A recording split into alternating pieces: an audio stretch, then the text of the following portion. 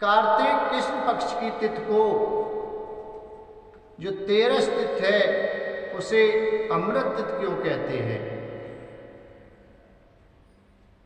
और धनतेरस क्यों कहते हैं? क्योंकि समुद्र मंथन में सोने के कलश में अमृत लेकर के धन्वंतर जी प्रकट हुए थे और वही अमृत विष्णु भगवान ने मोहिनी रूप धारण करके देवताओं को पान कराया था। धन्वंतर जी प्रकट हुए थे, इसलिए धन्वंतर जयंती भी बोलते हैं। और इसी 13 तिथि को विष्णु भगवान के अभिशाप से लक्ष्मी जी मुक्त हुई थी। अब अभिशाप क्यों हुआ था? एक बार विष्णु भगवान और लक्ष्मी जी मृत लोक पर विचरण करने के लिए आए तो तीर्थों का सेवन किया। तीर्थों में घूमते हुए एक गरीब किसान के खेत के पास में ठहर गए। विष्णु भगवान बोले, हे लक्ष्मी, तुम यहीं ठहरो, तब तक मैं दक्षिण दिशा में जा रहा हूं और विचरण करके वापस आ जाऊंगा। विष्णु भगवान दक्षिण दिशा में चले गए और लक्ष्मी जी, सरसों का खेत था और एक ईख का गन्ने का खेत था। लक्ष्मी जी उस सरसों के फूलों को तोड़ के पीले पीले फूल अपने बालों को सजाने लगी और ईख तोड़ के उसका रसपान करने लगी।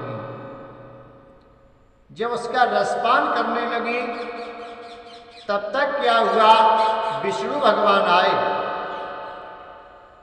और विष्णु भगवान ने देखा तो विष्णु भगवान को क्रोध आ गया। क्रोध में बोले, हे लक्ष्मी, मैं इस गरीब किसान के यहां इसलिए छोड़ के गया था कि तुम कुछ कृपा कर दोगी और तुमने तो उसका नुकसान कर दिया। इसलिए मैं तुम्हें अभिशाप करता हूं कि 12 वर्ष तुम इस किसान के यहां भरपाई करोगी। लक्ष्मी जी बोली, प्रभु ये क्या किया? अरे मैं वैसे ही उसे धनवान कर देती और आपने अभिशाप कर दिया। बोले विष्णु भगवान, वो तो कह दिया, वो कह दिया। 12 वर्ष में उस गरीब किसान को लक्ष्मी जी ने धनवान बना दिया। इसके बाद जब 12 वर्ष बीत गए तो यही कृष्ण पक्ष की 13 तिथि थी जिसको विष्णु भगवान ने मुक्त किया था अभिशाप से। किसान बोला, प्रभु आप लेके चलो भाई लक्ष्मी माँ को, अब मेरी कौन देखभाल करेगा? लक्ष्मी जी बोली, आज 13 तिथि है कृष्ण पक्ष की। इस तिथि को जो प्राणी पीले फूलों से और ईख गन्ने से मेरा पूजन करेगा, समर्पित करेगा, वह धनवान हो जाएगा। इसीलिए इस कृष्ण पक्ष की 13 तिथि को पीले फूलों से लक्ष्मी माँ की पूजा करते हैं लोग और ईख गन्ना समर्पित करते हैं। अब प्रश्न ये उठता है कि आभूषण या अन्य वस्तुएं इस धनतेरस को खरीद के लोग लाते हैं, तो इसमें कुछ ऐसी वस्तुएं जो नहीं लाना चाहिए, कुछ मैं बता देता हूं। जैसे नमक है, नमक को ना लाए तो ज्यादा अच्छा रहेगा। अमंगल नहीं होगा लेकिन मंगल भी नहीं होगा।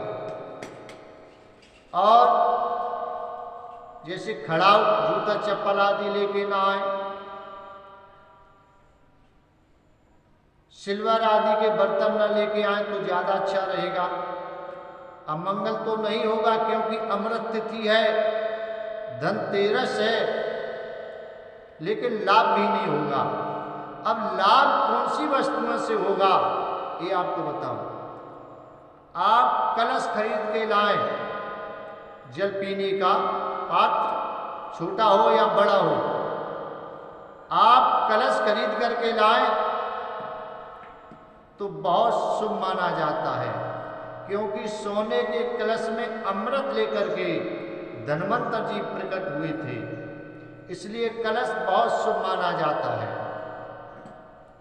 और उस कलश में जल रख के जो लोग पान करते हैं जल को, तो निरोग शरीर रहता है।